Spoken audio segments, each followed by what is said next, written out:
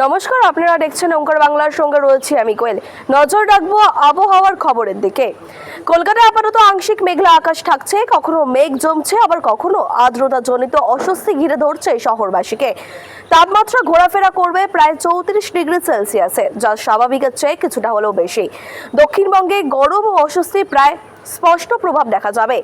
আজ ও কাল বৃষ্টির পরিমাণ কম হলেও মঙ্গলবার থেকে আবারও বৃষ্টির সম্ভাবনা বাড়বে।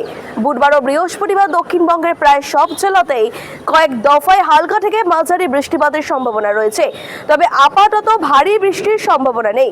অন্যদিকে যদি নজর রাখি উত্তরবঙ্গের দিকে, উত্তরবঙ্গের অব্যাহত থাকবে ভারী বৃষ্টি। বিক্ষিপ্তভাবে বজ্রবিদ্যুৎ সহ হালকা থেকে মাঝারি বৃষ্টি হবে উত্তরের সব জেলাগুলিতে। তার সঙ্গে বইতে পারে ঘন্টায় 30 থেকে 40 কিলোমিটার বেগে দমকা হাওয়া। রবিবার সোমবার কিছুটা রেহাই পাওয়া যাবে, তবে ফের উত্তরবঙ্গের উপরের জেলাগুলিতে আবারও বৃষ্টিপাতের সম্ভাবনা রয়েছে। এরকমই অন্যান্য আপডেট পেতে হলে অবশ্যই চোখ রাখবেন ওঙ্কার বাংলা ডিজিটালে।